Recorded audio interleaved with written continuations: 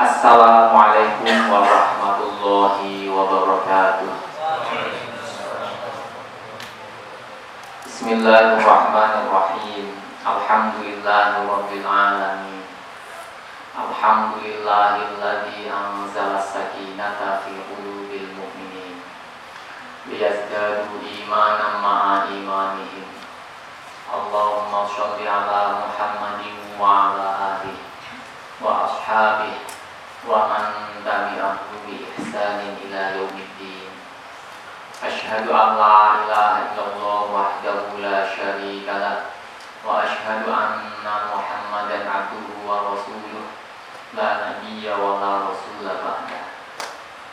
Ayyuhal ikhwan wal akhwat rahimakumullah. Usikum wa nafsi wa iyaya bi taqwallah.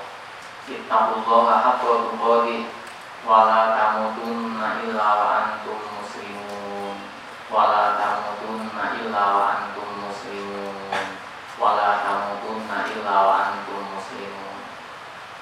Ittaqillaha haitsu ma kunta wa adbi'is sayyi'atal hasanata tamhuha wa khaliqin nas bi khuluqin hasanin wa khaliqin nas bi khuluqin hasanin wa khaliqin nas bi khuluqin hasanin.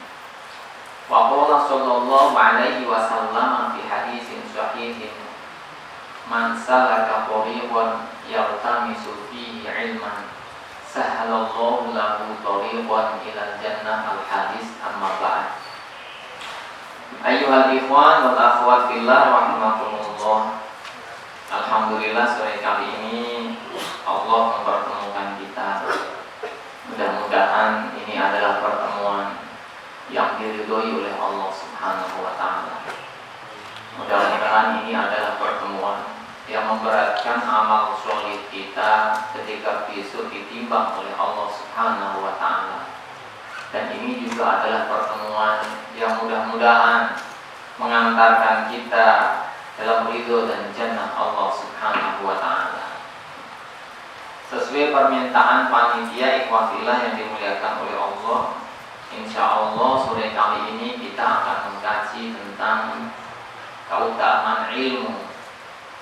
Dan salah satu keutamaan ilmu adalah memudahkan kita untuk menggapai jannah, untuk menggapai surga Allah Subhanahu wa taala. Ada yang tidak ingin masuk surga? Insyaallah ingin semua ya. Baik.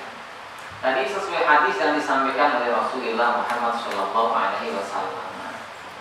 Man salaka tariqan yaltamisu fihi ilman sahhalallahu lahu tariqan ilal jannah.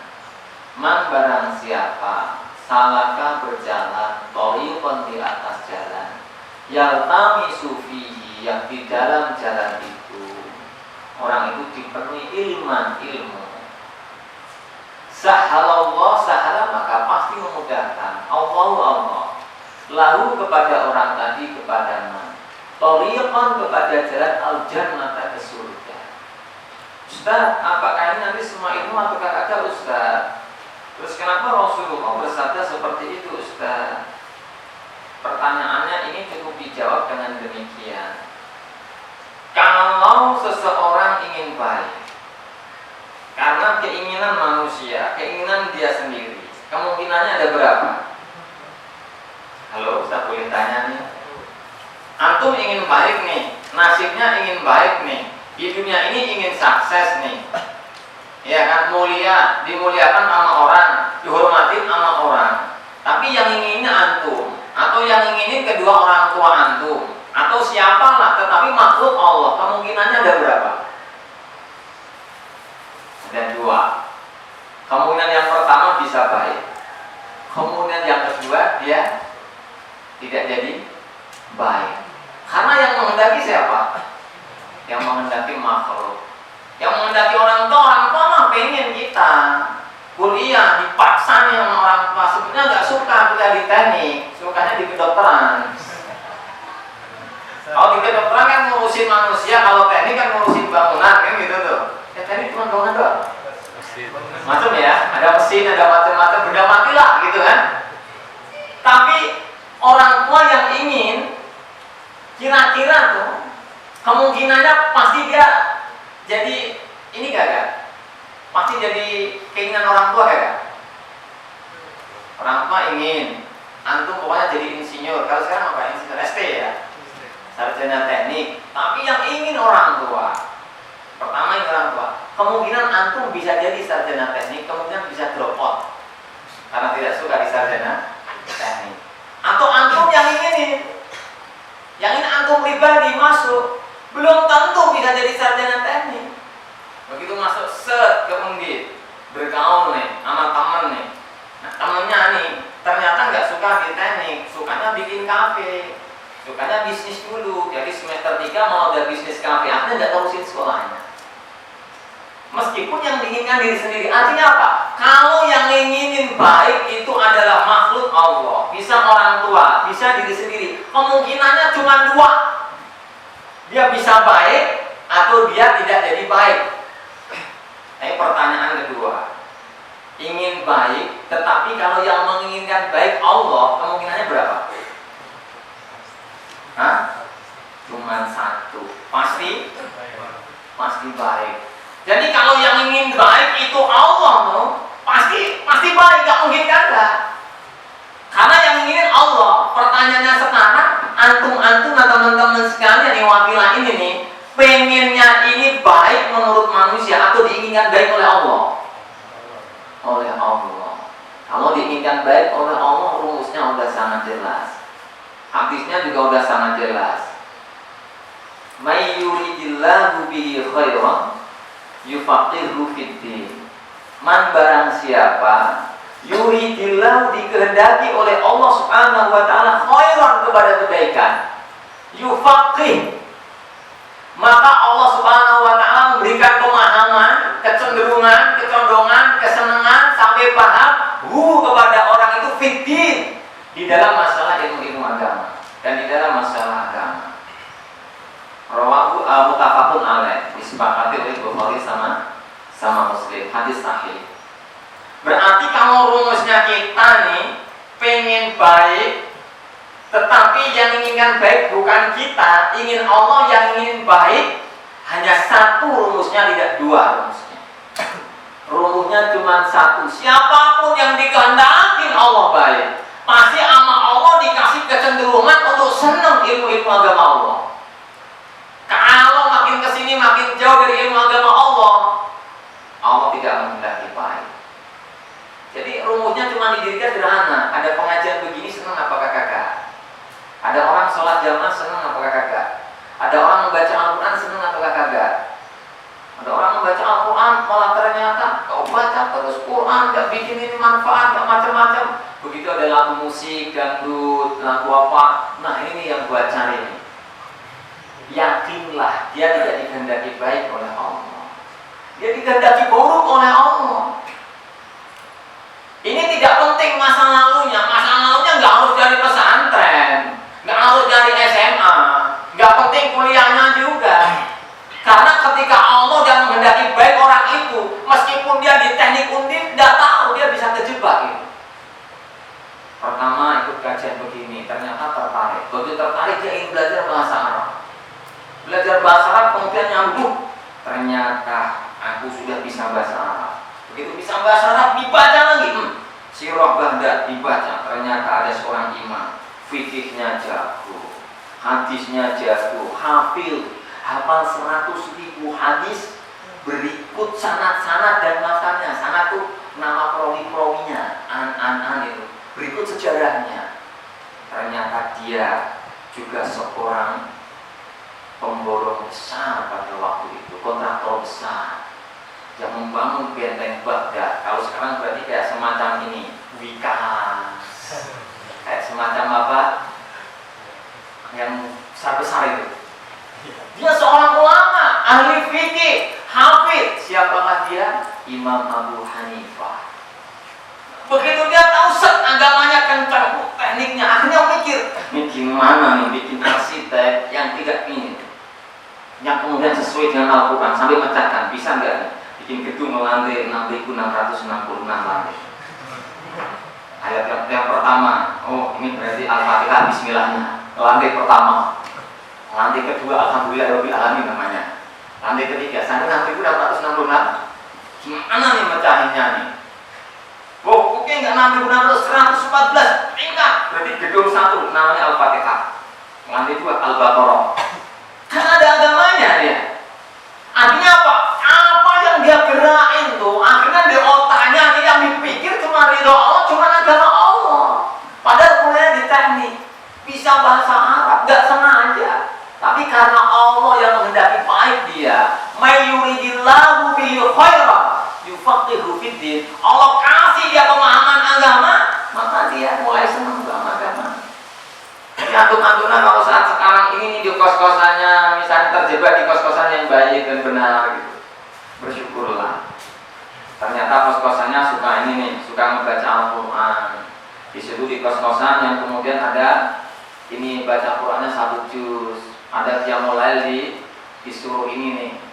Pertama berat, tapi lama-lama kok biasa, lama-lama asyik. Tidak ingin keluar dari kos itu, tidak ingin hijrah dari kos yang baik itu.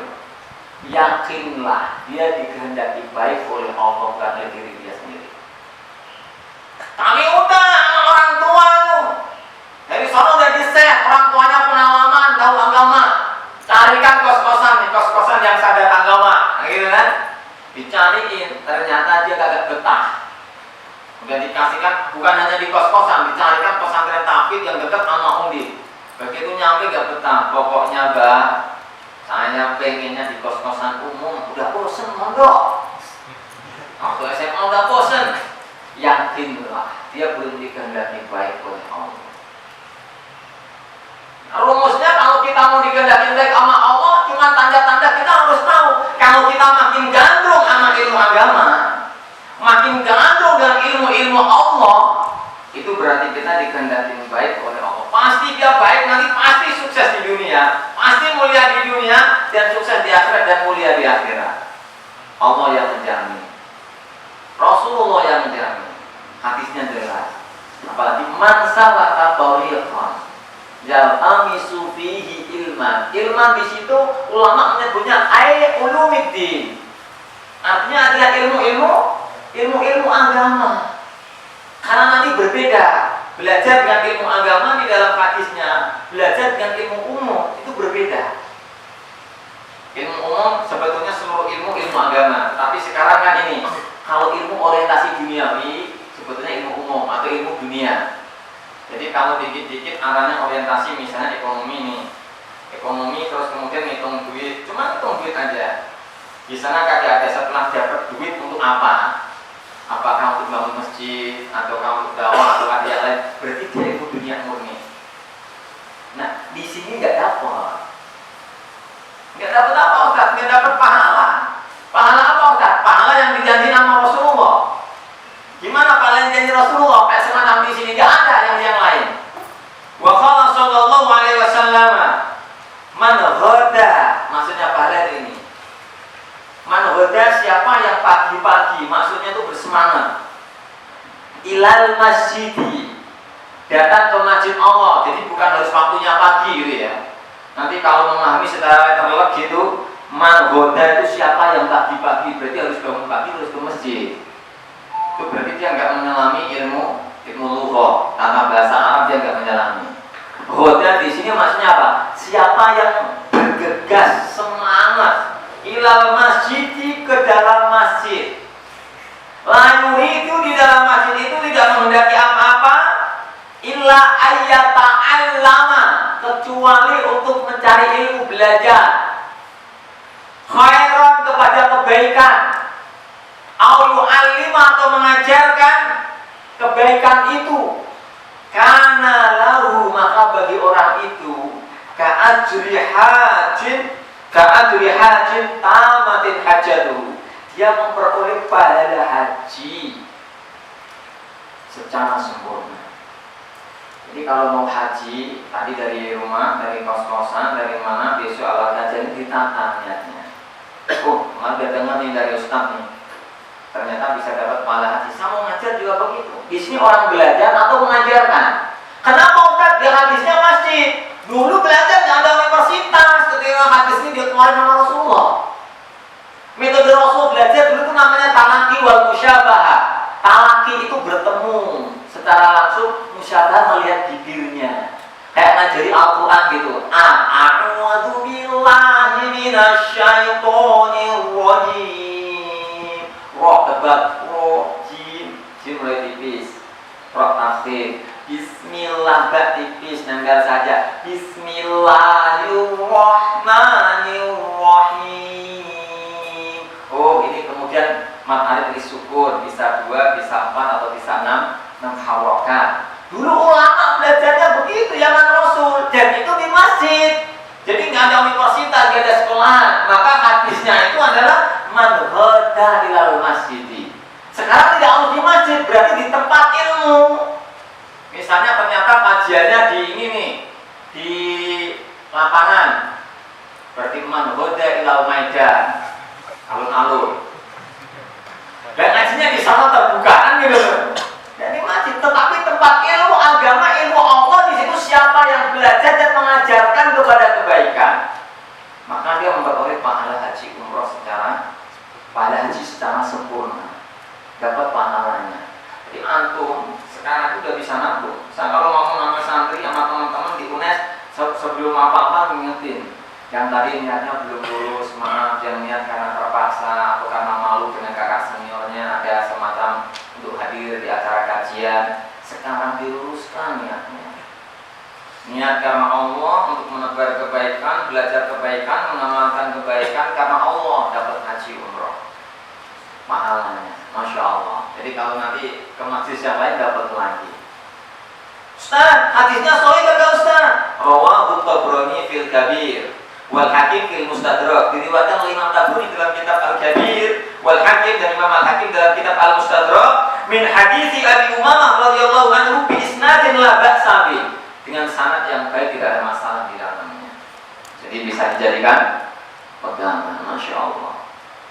Kan tidak ada hadisnya man hoda ilal kampusi summa ala yuridu ila ayyata'allama tekniki bangun bangunani au yu'allimahu kana kadri haji. Gak ada. Makanya bedanya di situ, ilmu agama di sini. Kenapa seperti itu Ustaz? I'lam annal ilma, maksud man salaka tariqan yaltamisu bihi ilman sahlallahu lahu tariqan ilal jannah. Yang dimaksud ilmu di situ apa? Ai ta'allumahu wa ta'limahu fiddin.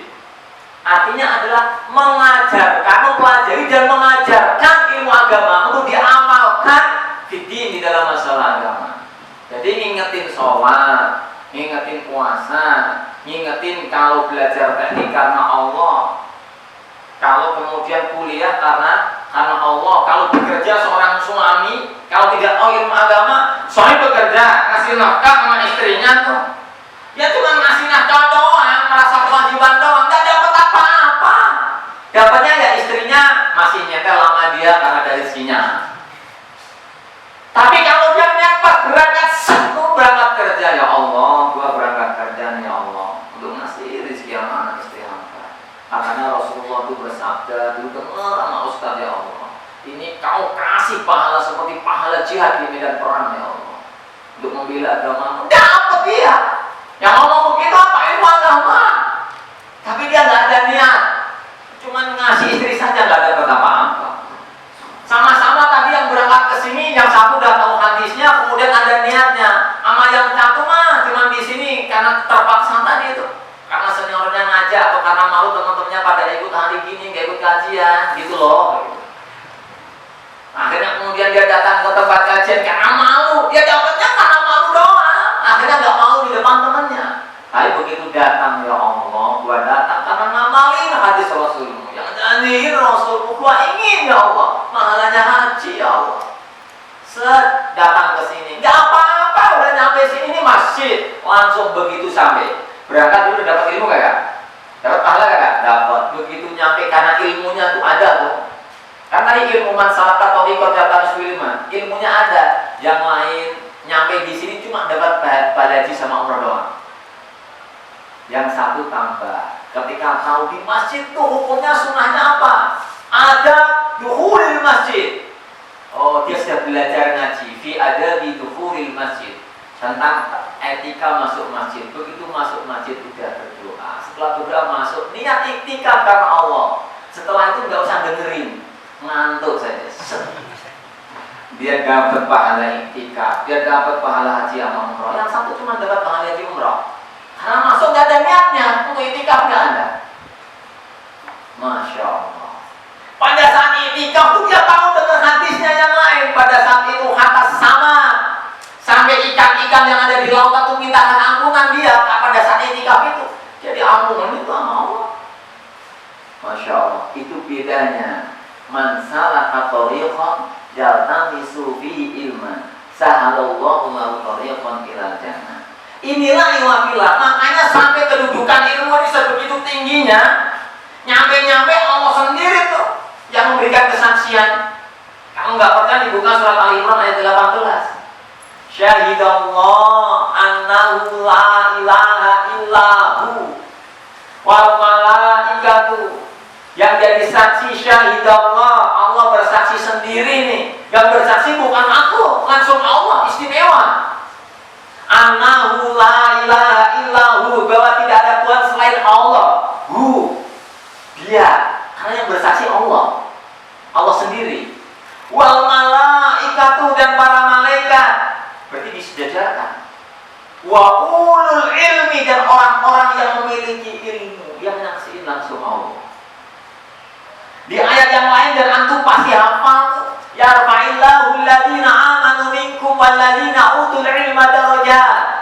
Orang yang berilmu sama Allah tuh, ilmu agama tuh dikasih tuh kelebihan berderajat-derajat. Kok bisa begitu Ustaz? Karena orang ilmunya paling bikin setan males, paling agak bisa digoda itu orang yang punya ilmu. Sampai kata Rasulullah itu fadlul alim 'alal 'abid. Orang yang ahli ilmu agama, keutamaannya adalah abid atas orang yang ahli ibadah tapi nggak punya ilmu. Pokoknya dia senang baca Quran, pokoknya dia senang sholat tahajud, senang berjamaah, senang ini, tapi nggak pakai ilmu. Fadil qamar ala sairil kawakib. Itu keutamaannya seperti bulan purnama mengalahkan bintang-bintang. Yang punya ilmu itu bulan purnama, yang tidak pakai ilmu ahli ibadah saja itu mengalahkan bintang-bintang. Karena orang yang ahli ibadah kemudian kagak dikasih ilmu atau nggak punya ilmu, ini sangat membahayakan buat dia dan buat orang lain. Itulah kenapa ilmu selalu ditempatkan di nomor 1 sampai Allah yarfa'illahu alladhina amanu minkum walladhina utul ilma darajat. Karena ada kisah, ini kisah nyata terjadi di Yaman. Di dalam kitab ini Minhajus Syawi dikatakan, qala Syekh Imam Abdullah Alawi fi Risalatil Mu'awana, disebutkan dalam kitab namanya Risalah Al-Mu'awana. Ini kisah terjadi di zaman sekitar abad 400-an, tahun 400-an Hijriah, kalau tidak salah. Wa'lam anna min abdillah bi ghairi ilmin kana ad-darur a'id alaihi bisabab ibadati akthar min an-naf'il hasil lahu biha. Hamba Allah yang ahli ibadah tidak mau nambah ilmu, tidak mau belajar ilmu, itu sebetulnya membahayakan dirinya, membahayakan ibadahnya, manfaatnya itu lebih sedikit daripada bahayanya. Manfaatnya lebih sedikit daripada bahayanya. Artinya apa? Bahayanya lebih besar daripada manfaatnya. Orang ahli ibadah saja, kemudian tidak mau nambah ilmu agamanya, alih-alih dia masuk surga Allah, salah katorikot yang tamis ilman, dia malah cepat masuk neraka Allah. Ini kisah terjadi di Yaman, ditulis di dalam kitab Risalatul Mu'awana. Wa kam min 'abidin qad abana nafsahu fil ibadati wa huwa ma'a dzalik musirrun 'ala maksiatin yara anha ta'atun aw ana ghairu maksiatin. Karena orang yang ahli ibadah tanpa ilmu, dia tuh kadang-kala enggak ngerti. Dia sangka dia itu taat kepada Allah, sesungguhnya dia maksiat kepada Allah. Atau sebaliknya, dia kira dia maksiat kepada Allah, sesungguhnya dia taat kepada Allah. Tapi kebanyakan dia sangka dirinya taat kepada Allah, sesungguhnya dia berbuat maksiat kepada Allah. Nanti aku dengar kisah ini miris sekali. Wa qad haka asy-syekh al-arif billah Muhammad ibn Arabi. Syekh Muhammad ibn Arabi Wa al-Imam al-Muhaddits Muhyiddin Muhammad bin Ali bin Al-Arabi Al-Hatimi At-Ta'i Al-Andalusi, Spanyol. Spanyol dulu Islam soalnya. Ini hidup pada tahun 560 sampai 636 Hijriah. Wulida bi Mursyati bil Andalus wa raqala ila Syam, kemudian dia menuntut ilmu ila Syam, wa biladi Rum sampai ke Romawi, wal Iraq, wal Hijaz wa ghairu dzalik. Wastaqarra bi Dimishki wa biha mata, kemudian menetap di Damaskus, Syria, dan kemudian meninggal di sana. Kalau lama dulu mencari ilmu antar negara. Udah keliling, ini udah keliling Romawi, udah keliling mana tadi? Syam, udah keliling Rom, Irak, Hijaz itu berarti Saudi Arabia sekarang, Arab. Kemudian dia menetap di Syam. Ini namanya Muhammad bin Arabi, hidup tahun 560 Hijriah sampai 638 Hijriah. Fi babil wasaya minal futuhat, di dalam kitabnya, di dalam bab futuhat, an rajulin min ahli nadrim annahu kana katsirul ijtihad fil ibadah. Ada laki-laki di zaman beliau itu ahli ibadah, terkenal rajinnya, masya Allah. Tetapi nggak pakai ilmu dan tidak mau belajar. Wa anna wistara utanan, kemudian dia membeli keledai kecil yang betina, bukan laki-laki. Walam yastamilha fi syai'in, kemudian tidak menggunakannya untuk apa-apa. Dia berarti beli keledai, tahu ya? Kalau di sini nggak ada. Keledai itu kayak semacam kuda tapi kecil. Jadi atasnya kambing, bawahnya kuda, ukuran fisiknya. Nah, dia beli keledai betina, tapi nggak diapa-apain. Beli kok cuma dianggurin. Fasallahu insanun an sababi imsakiha, maka orang-orang bertanya kepada dia, hei fulan, kamu beli gimana tuan? Kau beli keledai nggak kamu apa-apain? Kau tunggangin juga kagak, kau sembelih atau apa juga kagak. Kau nggak ada manfaatnya, ngapain? Jadi orang bertanya-tanya, untuk apa lu beli gitu loh. Faqala, dengan tersenyum orang yang ahli ibadah tadi kemudian menjawab, ma umsikuha illa liuhassina biha farji. Aku membelinya tidak untuk apa-apa kecuali untuk menjaga farjiku. Orang bertanya, maksud lo? Kau untuk menjaga farjiku? Fakana la ya'lamu tahrima idyanil bahaim. Maksudnya dia nggak menikah karena bagi dia itu menikah mengganggu ibadah. Ketika aku hasrah ingin melakukan hubungan suami istri, aku lampiaskan kepada keledai betina itu. Fakana la ya'lamu, dan dia tidak mengerti tahrima idyanil bahaim, bahwa menzinahi keledai betina itu atau hewan-hewan itu hukumnya haram, dosanya lebih besar daripada zina. Falamma arafahu bitahrimihi, kemudian ketika dia dikasih tahu tentang keharamannya, baka bukaan syadidan, kemudian dia menangis sangat, nangisnya bukaan syadidan, sangat nangisnya nggak bisa dibendung.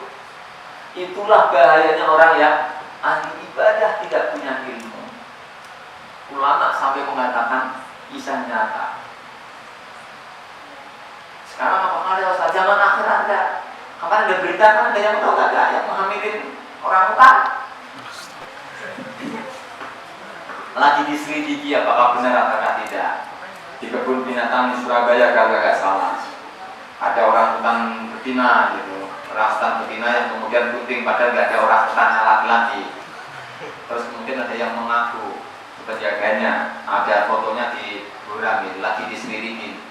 Tetapi ditanyakan secara medis, kedokteran atau apapun memungkinkan, karena apa itu hampir mirip, apanya kromosomnya itu hampir mirip.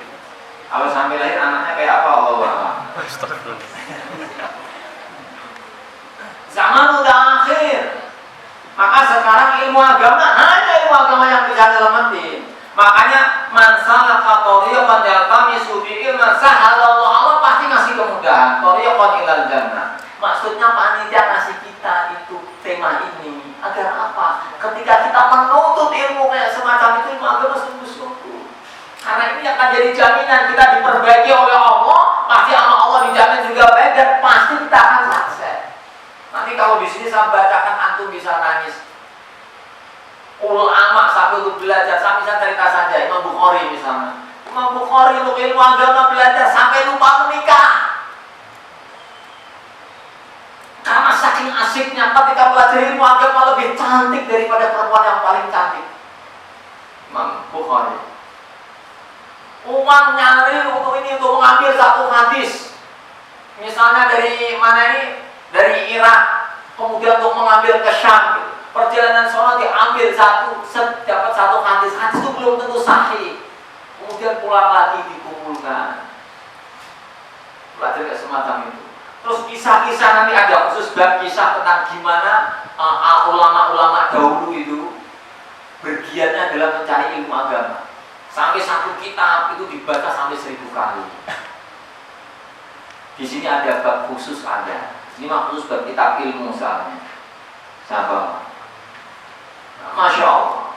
Jadi ini dasarnya ilmu agama. Kemudian wakilah yang dimuliakan oleh Allah. I'lam anad dina islamiyah qaimun ala asasil ilmi wal ma'rifah. Kenapa seperti itu Ustaz?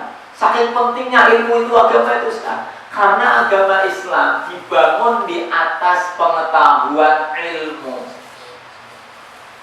Jadi itulah Islam. Fala yang bagi muslimi ayyakuna ba'idan an nuril ilmi. Bala Buddha ayat bisa minal miratin nabawi fa'inal ulama warathatul anbiya. Maka hendaknya, seyogianya orang-orang Islam itu memenuhi hatinya dengan nur nabawi, cahaya kenabian, dengan mendalami ilmu agama. Karena hanya ilmu agama inilah yang merupakan warisan baginda Rasulullah Muhammad Sallallahu Alaihi Wasallam. Rasul tidak warisin apa-apa. Warisin kita cuma 2 pusaka, Al-Quran sama Al-Hadis. Al-Quran sama Al-Hadis kagak mungkin bisa diajari, dipelajari tanpa mempelajari ilmu agama. Kuncinya apa? Ilmu agama dahulu. Ustaz, kalau sekarang di teknik begini gak bisa, gimana Ustaz? Bisa. Cuma kita saat sekarang ini belum tahu gimana cara ngajarin yang efektif. Maaf, di sini kira-kira kalau belajar kitab merasa susah kayak Pak? Halo, mau baca kitab misalnya kayak saya dulu gak ada harokatnya kebetulan kitabnya. Ini gak ada harokatnya itu susah nggak? Susah. Gak ada harokatnya. Padahal zaman Rasulullah dulu harokat kagak ada, titik kagak ada, ain, amabuin gitu tuh gak jelas. Ta, ba, ta itu gak ada titik-titiknya semua. Kemudian ada ulama yang nitikin, ada yang ini. Nah sekarang ini udah lengkap, tetapi ngebaca kitab yang agak ada ininya dikirain susah, padahal udah susah. Hanya persoalan kebiasaan. Saya misalnya melihat antum, ini teknik jurusan apa nih? Apa? Ini campur. Oh masjidnya masjid teknik? Iya. Oh, kirain cuma teknik doang, campur ya? Fakultas teknik. Oh teknik kimia, kalau kimia berarti jualan kimia. Oke, salah satu jurusan yang itu jurusannya apa? Itu berarti apa kerjaannya? Membuat kapal, merancang kapal, mau bikin kapal.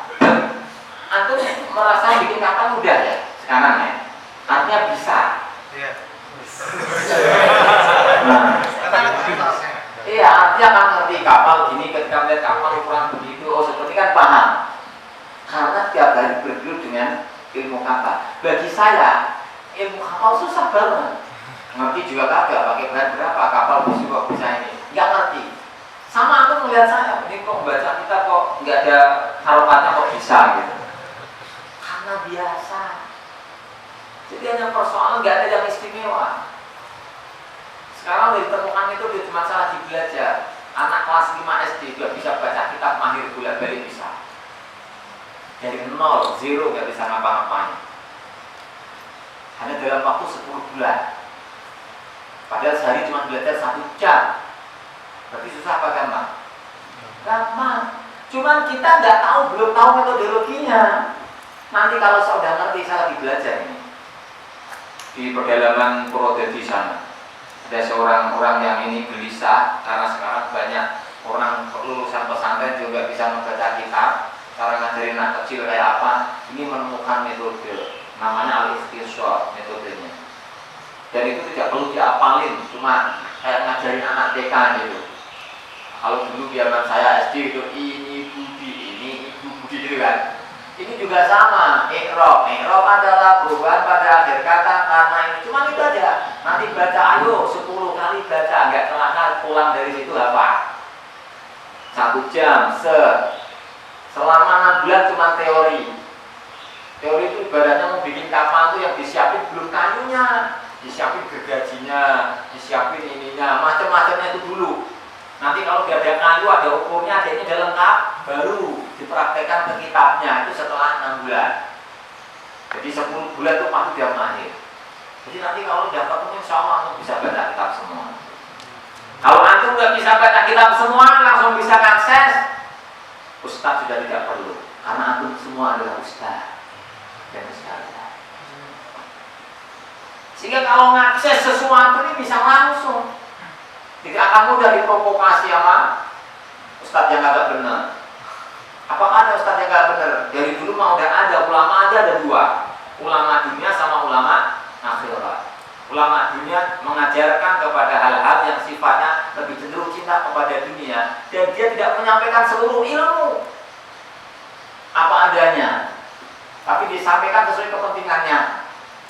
Itu ulama dunia. Kalau ulama akhirat sampaikan, ngomong A, Allah ngomong A begini, Rasul ngomong B begini. Ulama pendapat A, B, C, D, E, ada sekian diomongin. Semuanya tinggal terserah kalian mau pilih yang mana. Yang paling rojih ini, yang kagak rojih ini. Tapi disampaikan semuanya. Ulama-ulama dulu seperti itu. Nanti padahal ada di bab khusus tentang itu. Allah melaknat orang-orang seorang alim yang menyembunyikan ilmunya atau menyampaikan ilmunya berdasarkan hawa nafsunya. Jadi menyampaikan ilmu karena kesenangan. Saya pokoknya gini ya, yang ini disembunyikan ya. Apa nggak ada tak contohnya? Ada. Misalnya saya nyampaikan nih, ada ilmu disembunyikan. Saya punya kepentingan bisnis, misalnya saya kalangan tradisionalis, katakanlah kalangan tradisionalis. Kemudian madhabnya Syafi'i. Syafi'i ada banyak. Setelah Syafi'i ada Syafi'iyah. Orang-orang mengikuti madhab Syafi'i. Itu nanti ada di sana ada imam banyak, termasuk Imam Nawawi, ya karena ada Nawawi. Nanti kemudian ada Imam Al-Muzani, terus kemudian ada Imam Ar-Rafi'i, kemudian ada Sultanil Auliya, Sultanil Ulama namanya Izzuddin bin Abdus Salam. Misalnya tentang at-tawassul bil amwat misalnya, dan orang-orang yang sudah meninggal dunia. Ada yang kemudian mentahrimkan, ada yang kemudian dia membolehkan.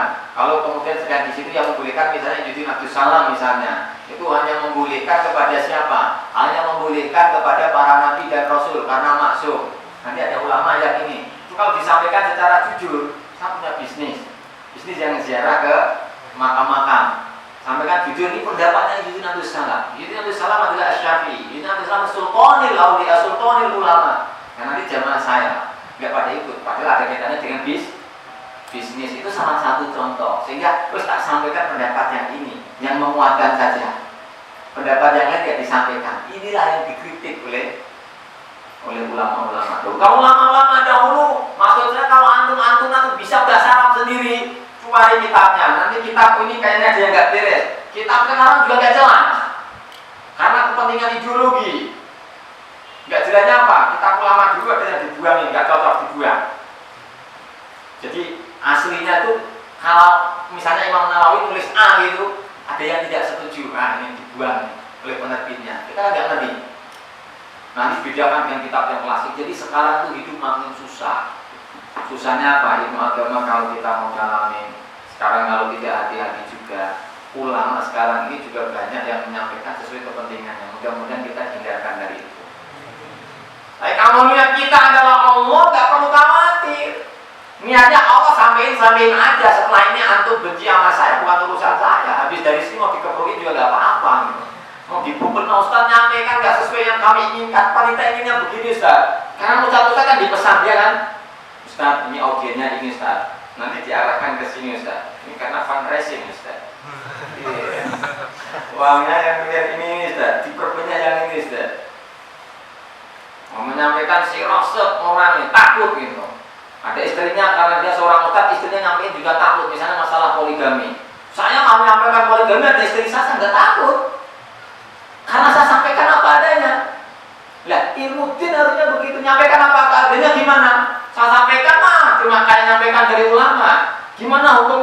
poligami. Hukumnya saya mengatakan ada dua pendapat.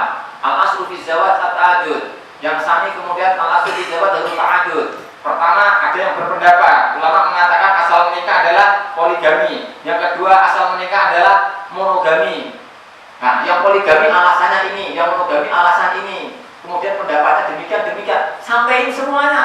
Kemudian sampaikan sirahnya. Rasulullah pas menikah dengan A, dengan B, dengan D seperti ini. Setelah itu selesai.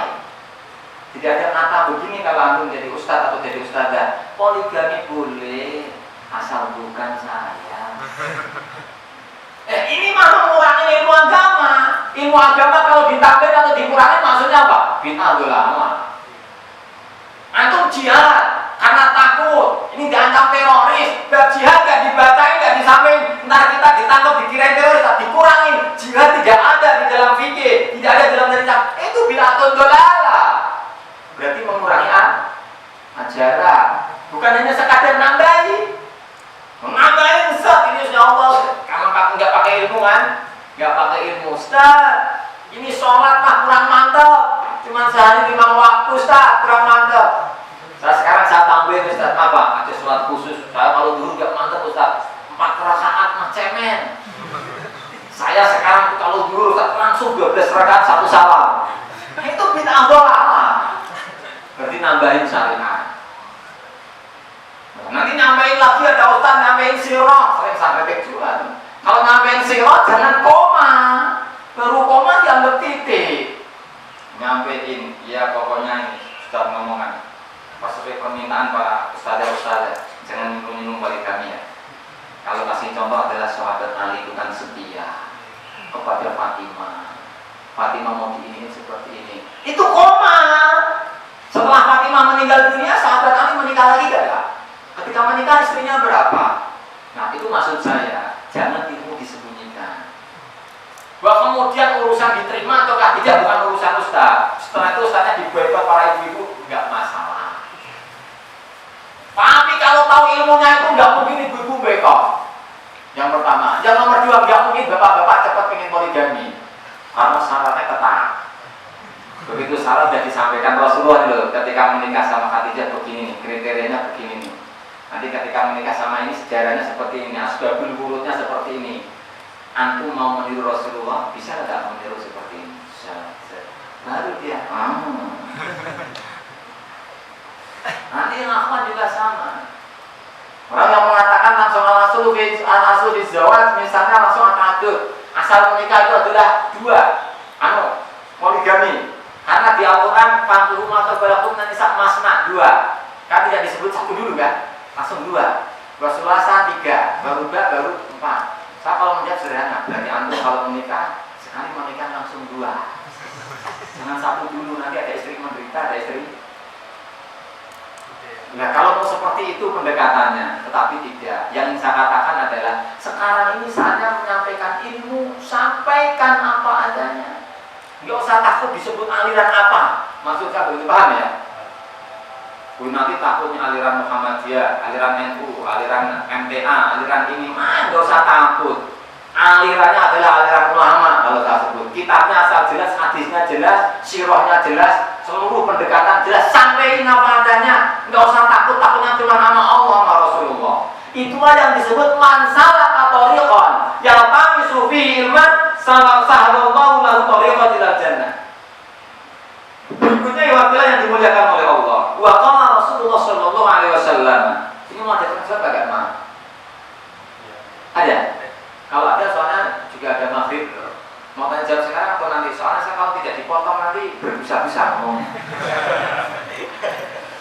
Nanti yang saya sampaikan itu tentang may yuridillahu bil khairan yufaqihu fid din. Itu adalah hadis an Muawiyah radhiyallahu anhu qala sami'tu Rasulullah. Siapa rawinya dari Muawiyah? Rawinya akhrajahu al-Bukhari wa Muslim wa ghairuhuma. Hadis mutawatir masyhur. Diriwayatkan oleh Imam Bukhari, Imam Muslim. Di riwayat yang lain, ma'u bidallah bi syai'in afdal minal fiqhi fid din. Tidak ada sesuatu yang lebih utama daripada fakih, paham betul fid din dalam masalah agama. Wa qala alaihi sallallahu wasallam faqihun wahidun. Orang yang fakih dalam ilmu agamanya 1 orang saja. Asyaddu ala syaitan min alfi abid, lebih ditakuti oleh syaitan daripada 1000 ahli ibadah. Akhrajahu At-Tirmidzi, diriwayatkan oleh Imam Tirmidzi di dalam kitabnya halaman 200 di hadis yang ke-2681 wa Ibnu Majah wa ghairuhuma min hadis Ibnu Abbas radhiyallahu anhuma sahih. Itu dahsyatnya. Yang paling dahsyat siapa Ustaz? Kalau ulama dulu al-alim pasti al-alamah wa amil. Ulama dulu yang disebut alim pasti ilmu, ahli ilmu, wal amil ahli mengamalkan, alama ilmunya dalam. Kalau sekarang alim belum tentu amil.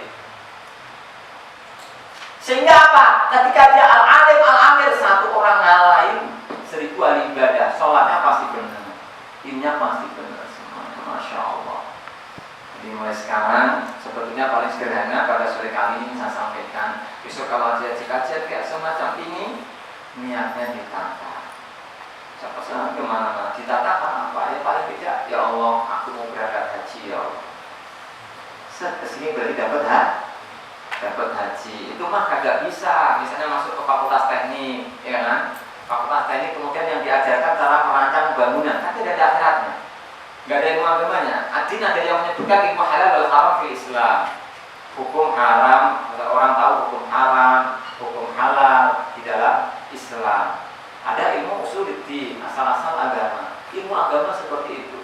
Kalau ilmu merancang, ini cara membikin arsitektur, ini kira-kira kalau kemudian dibutuhkan berapa asbes, kemudian dibutuhkan berapa itu diniatin ya Allah, gua mau belajar ini biar dapat pahala, cuma nggak masuk. Karena di situ ilmu din, ilmu agama, insya Allah. Jadi istimewanya beda ya. Makanya meskipun antum di fakultas teknik, insya Allah masih tetap bisa. Baik ikhwatilah yang dimuliakan oleh Allah. Alhamdulillah 5 menit lagi sudah pas. Jadi insya Allah kalau ada yang mau jawab ya silahkan moderator tadi siapa. Kalau ada yang bertanya insya Allah saya jawab jika saya bisa menjawab. Kalau tidak bisa menjawab PR lain kali kalau ketemu lagi. Apa tuh siapa moderator?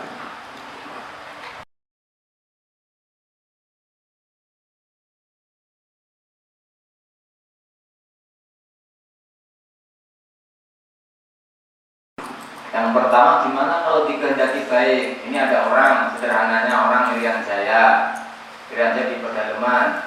Di pedalaman gak ada yang mendakwahin, ya kan? Kemudian sampai menikah gak ngerti Islam, gimana hukumnya?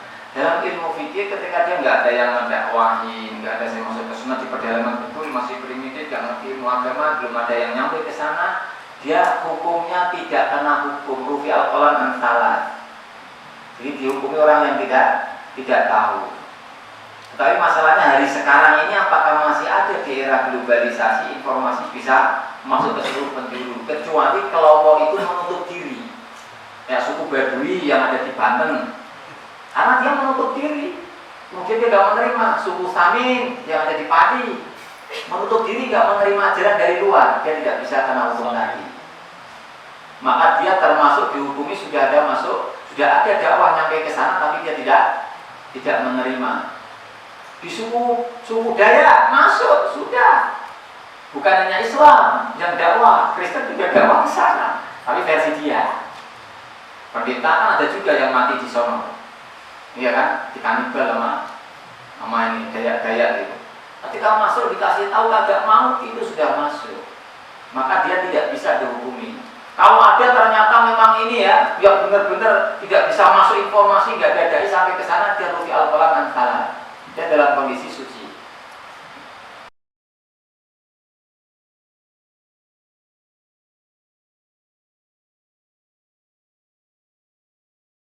Oke. Gimana Ustaz kalau dikehendaki baik atau tidak? Saya sering menyampaikan gini, kita itu nggak ngerti dikehendaki baik atau tidak oleh Allah. Maka Allah kasih ada Al-Quran, Allah kasih ada pengajian, disuruh memilih mau datang atau tidak. Karena kalau dikehendaki baik oleh Allah pasti itu kan cuma tanda. Ada orang yang ketika dikehendaki baik oleh Allah, dia makin senang ilmu agama, masih senang mengamalkan agama, makin senang gaul sama orang-orang soleh yang tahu ilmu agama. Oh berarti dia dikehendaki baik oleh Allah. Tetapi kan Allah tidak langsung membuka tulisan di Lauhul Mahfuz, si fulan, kamu tak kehendaki baik. Kamu umur 20 tahun atau 30 tahun, besok itu kamu orang yang menjadi ahli ilmu, kaya, istrimu cantik, rumahmu mewah, mobilmu mewah. Kan nggak ada begitu Allah kasih. Oke, sekarang kemudian saya mengadakan simulasi. Saya suruh ngasih antum sama Allah dibukakan catatannya sekarang apa usia antum berapa? Usia berapa? 20 tahun. Ini 20 tahun ditulis sama malaikat. Dibukakan takbir ini. Takbir di lauhul mahfuz dibukakan. Namanya siapa nih? Prana ini aku malaikat Jibril. Aku diutus sama Allah menunjukkan takdirmu. Usia 40 antum baca set 40 punya villa sekian, jadi presiden Republik Indonesia, ya kan? Terus kemudian kaya raya, ahli agama. Antum dikasih tahu malaikat sekarang. Catatannya sama Allah sudah ditunjukkan oleh malaikat 40 tahun usia begini nih malaikat Jibril benar. Antum pokoknya udah gitu. Kira-kira yang antum lakukan apa? Tidur-tidur. Ada kemungkinan seperti itu karena kita belum merasa dijamin kecuali kita merasa dalam keadaan ketemu. Nah, oke dijamin kan? Berarti tidur-tidur. Kemudian nggak belajar nggak apa? Karena proses menuju 40 untuk jadi presiden, untuk jadi ilmu agama, karena malaikat Jibrilnya nggak diubah, cuma langsung 40 set. Akhirnya apa? 40. Ternyata mana di kolong jembatan meminta-minta, protes sama malaikatnya. Lu malaikat 40 katanya takdirku segini, kamu malah sekarang berkebalikan. Kamu kan tidak membaca prosesnya, tidak aku bukakan. Ketika tahu ternyata harinya umur 20 selesai dari undi, langsung kumlot terbaik, bahasa Inggrisnya bagus. Setelah itu nyasar ke Jerman, itu nyampe di Jerman, di sana ada Rokis, masuk di masjid jadi imam masjid di sana. Akhirnya belajar ilmu agama, dia menguasai ilmu Jerman, juga menguasai ilmu Arab, jadi imam di sono. Kemudian diminta pulang ke Indonesia, langsung diangkat jadi presiden. Ternyata prosesnya begitu, gitu loh. Ya dia malah tidur-tidur saja, santai men, gua dijamin 40 tahun. Saya menceritakan seperti itu, simulasi seperti itu mengatakan kita semua nggak ada yang tahu mana dikehendaki baik sama buruk sama Allah. Itulah keadilan Allah. Tetapi ada ketentuan Allah kasih. Di sana ada pengajian, sama-sama papan pengumuman ada. Ini masjid set ada pengajian kitab A. Ini set ada konser musik UKM musik. Pilih yang mana? Kayak seperti Musa disuruh memilih susu, apa kamu milih? Apa itu api, gitu kan? Itu dimakan. Oh ya ternyata dia memilih musik, itu salah dia. Udah didakwain masuk, jadi bukan salah Allah, karena tidak ada yang tahu takdir. Tapi Allah masih pilihan-pilihan. Jelas ya? Jadi bukan berarti. Makanya dalam Al-Quran adalah segala sesuatu itu kembali kepada dirinya masing-masing.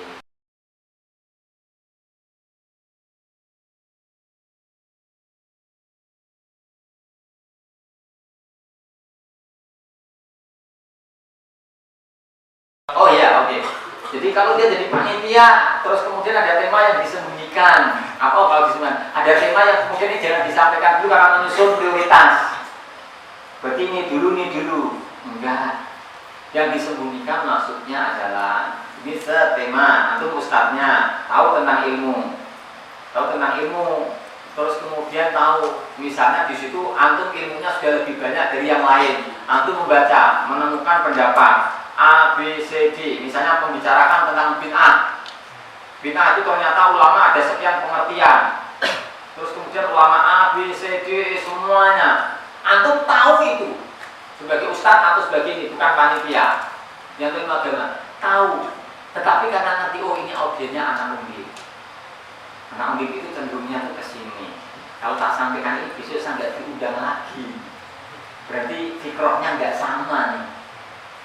Padahal ilmu itu hak, rujukannya ada, marojinnya ada, pendapat ulamanya ada.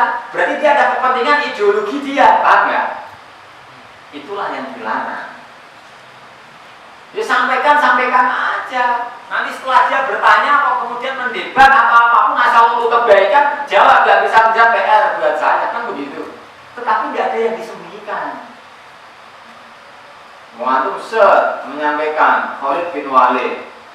Pada saat Khalid bin Walid untuk ini sama teman-temannya yang bawahan juniornya, kalian harus seperti Khalid bin Walid. Kenapa? Khalid bin Walid dalam kondisi puncak performa yang terbaik. Kemudian tiba-tiba dia diturunkan dari jabatannya sebagai panglima. Setelah itu koma. besok nggak diteruskan lagi. Sejarah yang lain dibaca, setelah itu dia disuruh mimpin lagi kan ya? Masih ada yang disuruh mimpin lagi. Artinya apa? Jangan karena untuk menurunkan itu kemudian kamu hentikan, carikan reason gitu loh. Paham nggak maksud saya? Nah, saya yang kayak begitu kemana-mana saya sampaikan. Besok mau dikatakan Ustaz nggak jelas nggak apa-apa. Nggak dipakai juga nggak apa-apa. Kalau itu saya sampaikan, orang ngomong ini seperti tadi saya sampaikan. Di rumah sahabat Ali setia sama Fatimah karena dia cenderung kepada monogami bukan poligami, ingin menghapus poligami. Loh, sahabat Ali setelah sama Fatimah nikah lagi apakah kagak? Setelah nikah lagi istrinya berapa? Tapi cara dia poligami seperti apa? Bukan hanya asal mengajukan poligami tanpa ilmu atau monogami tanpa ilmu. Lah, dia karena menyampaikan Ustaz, menyampaikan di kalangan ibu-ibu gitu, besok takut nggak diundang lagi, berarti dia disembunyikan lagi, maksud saya.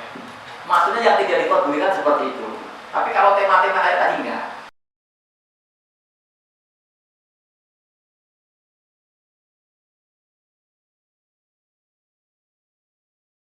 Oh, kalau itu lain, itu marhalatud dakwah. Itu tingkatan-tingkatan dakwah. Bahwa dakwah itu dilakukan dengan step by step. Contoh, ini ada akhwat, belum akhwat, dia baru mau jilbab. Konsultasi sama saya lewat ini, Ustaz, pacaran gini-gini, ini baru jilbab kecil, wah, nanti udah baru jilbaban kecil udah beragasan. Yang tidak jilbaban itu ngomong sama artis baru senang tidak salaman saja sama jenis pahala antum lebih besar daripada yang ngaji di pesantren. Kok bisa? Budak antum lebih besar. Kenapa lebih besar? Lah kan antum artis kan fisiknya cakep saja antum bisa solid begini, apalagi kalau tidak cakep, kan begitu. Dan mereka nggak solid karena mereka tidak cakep. Kan begitu tuh, Jawa kan begitu tuh. Bil busyra, dengan kabar gembira. Itu beda, itu masalah dakwah. Yang saya sampaikan tadi itu al-kitman, maksudnya memang menyembunyikan. Dia maksud menyembunyikan. Nah, yang tidak boleh di situ. Paham ya? Tapi kalau kemudian karena masalah dakwah ini ma'rifatul medianya begini, audiennya seperti ini, komunikasinya harus demikian, maka step by step gitu. Nah, itu berbeda lagi, wabillah. Harus tajarud dalam berdakwah itu, bertahap. Ya, tidak bisa langsung kayak Rasulullah. Kenapa begitu? Rasulullah mah pertama bikin perjanjian sama musuh-musuh Islam disuruh ngapusin Muhammad Rasulullah, ganti Muhammad ibnu Abdillah. Itu namanya makhalatut dakwah. Beda ya. Bisa ditangkap ya?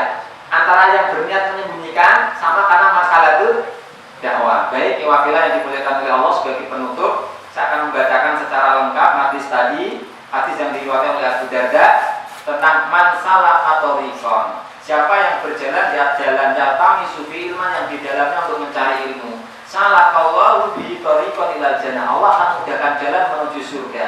Wa innal malaikata, bagi orang yang mencari ilmu agama kayak tadi.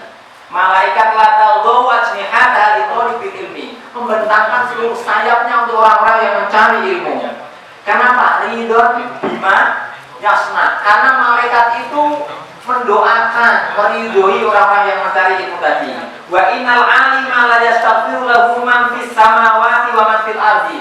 Ketika mencari ilmu kayak begini, penduduk langit, penduduk bumi, semuanya memintakan ampun kepada Allah. Hatta hitanu fil ma', sampai kemudian ikan-ikan yang ada di dalam air, di dalam lautan. Wa fadlul alim 'alal 'abid kafalil qamar 'ala sa'iril kawakib. Keutamaan orang yang tahu ilmu lebih utama seperti bulan mengalahkan bintang-bintang. Wa innal ulama warathatul anbiya, karena ulama adalah pewaris para nabi. Wa innal anbiya lam yuwarithu dinaran wala dirhaman. Para nabi tidak memberikan warisan berupa uang, dirham maupun emas atau dinar. Wa innama warathu al-ilma, tetapi memberikan warisan ilmu. Faman akhadahu akhadha bi khadin wafirin. Maka siapa yang mengambil, maka ambillah dengan sungguh-sungguh. Hadza hadisun akhrajahu Abu Dawud wa Tirmidzi wa Ibnu Majah, kulluhum min hadis Abi Darda radhiyallahu anhu, wa akhrajahu awwalu al-Muslim min hadis Abi Hurairah radhiyallahu anhu.